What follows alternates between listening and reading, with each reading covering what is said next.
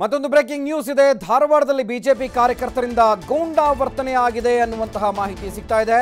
ಬಲವಂತವಾಗಿ ಬಸ್ ಅನ್ನ ತಡೆಯೋದಕ್ಕೆ ಬಿಜೆಪಿ ಕಾರ್ಯಕರ್ತರು ಪ್ರಯತ್ನ ಪಟ್ಟಿದ್ದಾರೆ. ಧಾರವಾಡದಲ್ಲಿ ಬಿಜೆಪಿ ಕಾರ್ಯಕರ್ತರಿಂದ ದುಂಡಾವರ್ತನೆ ಪ್ರಯತ್ನ ನಡೆದಿದೆ. 3 ಬಸ್ಗಳ ಮೇಲೆ ಬಿಜೆಪಿ ಕಾರ್ಯಕರ್ತರು ಕಲ್ಲು ತೂರಾಟವನ್ನ ನಡೆಸಿ ದಾಂಧಲೆ ಎಬ್ಬಿಸಿದ್ದಾರೆ. ಬಸ್ಗಳ ಗಾಜುಗಳನ್ನು ಪೀಸ್ ಮಾಡಿದ್ದಾರೆ ಬಿಜೆಪಿ ಕಾರ್ಯಕರ್ತರು. ಪ್ರತಿಭಟನೆಯ ನೆಪದಲ್ಲಿ ಸಾರ್ವಜನಿಕ ಆಸ್ತಿಪಾಸ್ತಿಗಳಿಗೆ ಹಾನಿ ಮಾಡಿರುವಂತಹ ಘಟನೆ ಧಾರವಾಡದಲ್ಲಿ ನಡೆದಿದೆ. ಇದನ್ನು ಪ್ರಶ್ನಿಸಿದ್ದಕ್ಕೆ ಪ್ರಯಾಣಿಕನೋರ್ವನಿಗೆ ನಿಂದಿಸಿದ್ದಾರೆ ಬಿಜೆಪಿ ಕಾರ್ಯಕರ್ತರು.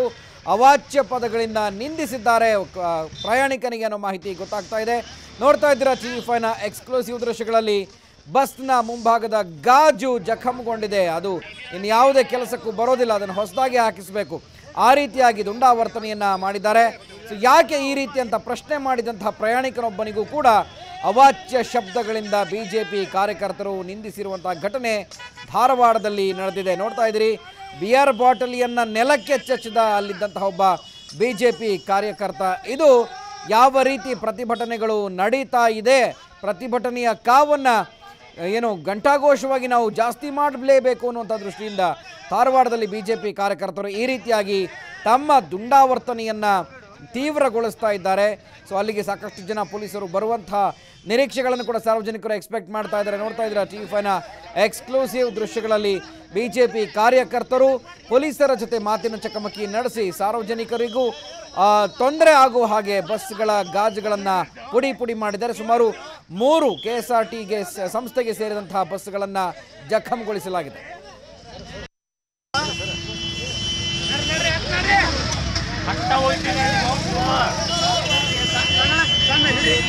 ಗಾಡಿ ಬಂದ್ ಮಾಡ್ರಿ, ಅಲ್ಲ ದಯವಿಟ್ಟು ಗಾಡಿ ಆಟೋ ರಿಕ್ಷಾ ಬಂದ್ ಮಾಡ್ರಿ.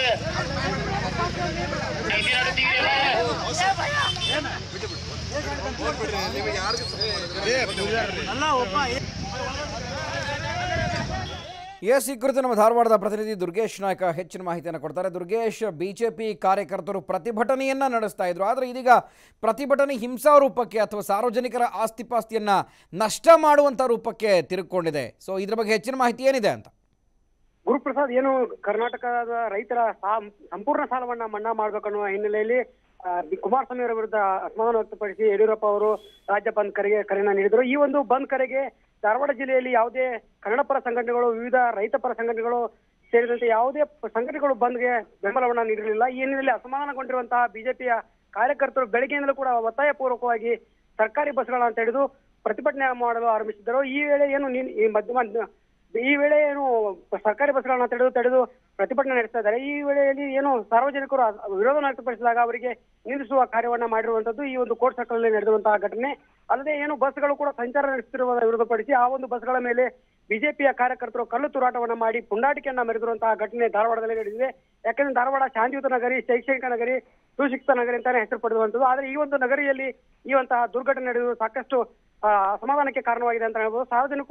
ಸಾರ್ವಜನಿಕರು ಕೂಡ ಯಾವುದೇ ವಿರೋಧವನ್ನು ವ್ಯಕ್ತಪಡಿಸುವ ಹಿನ್ನೆಲೆಯಲ್ಲಿ ಬಿಜೆಪಿಯ ಕಾರ್ಯಕರ್ತರು ಈ ರೀತಿ ಮಾಡ್ತಿರೋದು ಸರಿಯಿಲ್ಲ ಅನ್ನುವ ಆರೋಪಗಳು ಕೇಳಿ ಬರ್ತಾ ಇದೆ. ಗುರುಪ್ರಸಾದ್, ದುರ್ಗೇಶ್, ಇನ್ನು ಬೆಳಗ್ಗೆಯಿಂದನೂ ಕೂಡ ಒಂದು ರೀತಿಯ ನೀರಸ ಪ್ರತಿಕ್ರಿಯೆ, ಮಿಶ್ರ ಪ್ರತಿಕ್ರಿಯೆ ಎಲ್ಲ ಕೂಡ ವ್ಯಕ್ತ ಆಗ್ತಾ ಇದೆ. ಆದರೆ ಸಮಯ ಕಳೀತಾ ಇದ್ದ ಹಾಗೆ ಯಾಕೆ ಬಿಜೆಪಿ ಕಾರ್ಯಕರ್ತರು ಈ ರೀತಿಯಾಗಿ ಬದಲಾಗ್ತಾ ಇದ್ದಾರೆ ಅನ್ನುವಂಥದ್ದು ಕೂಡ ಒಂದು ರೀತಿಯ ಅನುಮಾನವನ್ನು ಹುಟ್ಟಿಸುತ್ತೆ. ಪೊಲೀಸರು ಏನು ಹೇಳ್ತಾರೆ ಇದ್ರ ಬಗ್ಗೆ ಅಂತ? ಗುರುಪ್ರಸಾದ್, ಏನು ಈ ಒಂದು ಬಂದ್ಗೆ ಧಾರವಾಡ ಜಿಲ್ಲೆಯಲ್ಲಿ ಬೆಳಗ್ಗೆ ಏನು 6:30ಯಿಂದ 7 ಗಂಟೆ ಸುಮಾರು ಯಾವುದೇ ಒಂದು ಉತ್ತಮ ಪ್ರತಿಕ್ರಿಯೆ ವ್ಯಕ್ತವಾಗಲಿಲ್ಲ. ಅದಾದ ನಂತರ ಬಿಜೆಪಿ ಕಾರ್ಯಕರ್ತರು ಕೂಡ ಒತ್ತಾಯ ಪೂರ್ವಕವಾಗಿ ಬಂಧನ ಮಾಡಕ್ಕೆ ಸ್ಟಾರ್ಟ್ ಮಾಡಿದ್ರು. ಅದಾದ ನಂತರ ಸಾಕಷ್ಟು ಅಂಗಡಿ ಮುಗ್ಗಟ್ಟುಗಳು ಆಗಿರ್ಬೋದು, ಬಸ್ ಸಂಚಾರ ಸ್ಥಗಿತ ಆಗಿತ್ತು. ಆದ್ರೆ ಏನು ಈ ಒಂದು ಪ್ರತಿರೋಧ ಇದೆ ಅನ್ನುವ ವಿಚಾರ ಗೊತ್ತಿಲ್ಲದೆ ಬಂದಂತಹ ಬಸ್ಗಳ ಮೇಲೆ ಬಿಜೆಪಿಯ ಕಾರ್ಯಕರ್ತರು ಕಲ್ಲು ತೂರಾಟ ನಡೆಸಿದ್ದು. ಆ ಬಸ್ ನಲ್ಲಿರುವಂತಹ ಪ್ರಯಾಣಿಕರಿಗೂ ಕೂಡ ಪ್ರಶ್ನೆ ಮಾಡಿದ ಪ್ರಯಾಣಿಕರಿಗೆ ನಿಂದಿಸಿರುವ ಕೆಲಸವನ್ನ ಮಾಡಿರುವಂತದ್ದು. ಈ ಬಗ್ಗೆ ಈಗಾಗಲೇ ಬೆಳಗ್ಗೆನೂ ಕೂಡ ಪೊಲೀಸ್ ಸೂಕ್ತವಾದಂತಹ ಬಿಗಿ ಬಂದೋಬಸ್ತ್ ಅನ್ನು ನೀಡಿದೆ. ಅಲ್ಲದೆ ಪ್ರತಿಭಟನೆ ಶಾಂತಿಯುತವಾಗಿ ಮಾಡಲು ಬಿಜೆಪಿ ಕಾರ್ಯಕರ್ತರಿಗೆ ಸಲಹೆ ನೀಡಿದೆ ಗುರುಪ್ರಸಾದ್. ಆದ್ರೆ ಈ ಒಂದು ಘಟನೆ ನಡೆದಿದ್ದು ಸಾಕಷ್ಟು ದುರದೃಷ್ಟಕ್ಕೆ ಕಾರಣವಾಗಿದೆ ಅಂತ ಹೇಳ್ಬೋದು. ಓಕೆ, ಥ್ಯಾಂಕ್ ಯು ದುರ್ಗೇಶ್ ತಮ್ಮೆಲ್ಲ ಮಾಹಿತಿಗೆ.